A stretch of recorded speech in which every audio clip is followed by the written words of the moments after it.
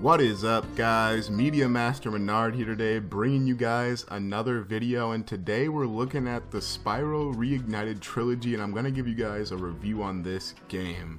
A little history with my background on the Spyro franchise. I grew up playing them as a kid, and I really have good memories of the first and the third game in the series, so I really do have some nostalgia going for me for this game, and I was super excited when they announced it because I had played the Crash Bandicoot Trilogy remastered, and I was thinking at that time they need to make a Spyro version of this, and when they did, like I said, I was just ecstatic.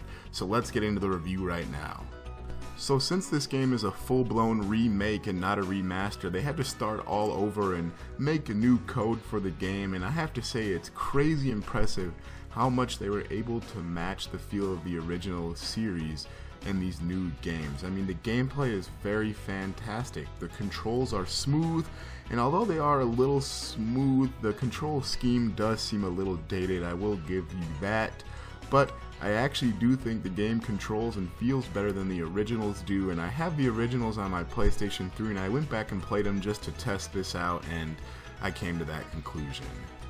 It's kind of weird to me how games like this, these collect-a-thon games, really don't exist that much anymore, because playing this game, it's so fun, and I don't know if there is nostalgia like I said, but it seems like there's room in the current climate of gaming to release this type of game.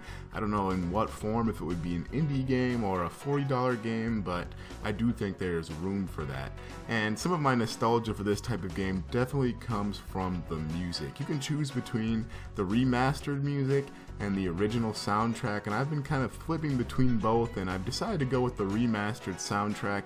It really is fantastic and pays tribute to the original soundtrack without changing it up too much and sounding too similar at the same time. I thought they found a very good balance with that, and I find myself humming along and whistling along with all of the tunes. And I think the music just does a really good job of matching the light-hearted tone of this game, and in fact I think the whole art direction of this game is done so well, particularly just the backgrounds of the worlds, and all of the places you go to are so cool, and they kind of have this kids cartoon show vibe, and you remember them all from playing the original games, but seeing how stunning and beautiful they look in this new game is just incredible. And I purposely am not putting too much footage of anything past the first world of the first game, because that is part of the experience, being able to see these new worlds in their new reimagined state for the first time.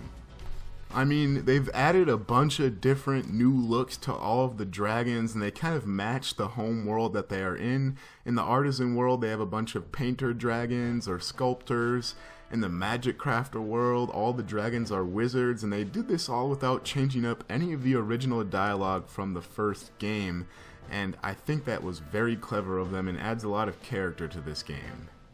I took a peek at the second and third game as well, and it seems they did just as good of a job making these games come to life and just look fantastic, and I really can't stress that enough. It's something that you have to see for yourself. Obviously, nothing fundamentally has changed with the game. There are enemies who have metal on them, and you must beat them with your ram attack, and there's enemies that you must destroy with your fire attack. And I think that simplicity really benefits this game. I know sometimes we want complex systems and mechanics in our games, but every once in a while it's good to go back to the simple times. I mean, I am pretty close to 100%ing the first game at this point, and I have not yet got bored of collecting all the gems in every level, getting back the stolen eggs, and talking to all the dragons that you free. It really is just a great experience. It makes me wonder where this franchise went wrong and where so many other platformers went wrong, and I don't really know. It's kind of sad seeing what happened to the Spyro franchise, but I'm glad they remade these first three games in all of their former glory, and we can revisit them and share them with a younger generation who maybe didn't grow up with these games. Overall, it's a fantastic remake, like I said, and I can't recommend it highly enough. It's just a really fun game to play, and it's an extremely good value at $40 for 3 separate games. Well, that about wraps it up for today's video, guys. I just wanted to bring you a simple review saying you should get this game. It's worth your time. I want to know what you guys think about this Reignited Trilogy. Do you love it? Have you bought it yet? Or are you busy playing other games right now? And if so, what games are you playing? Let me know the answer to all those questions down in the comments below.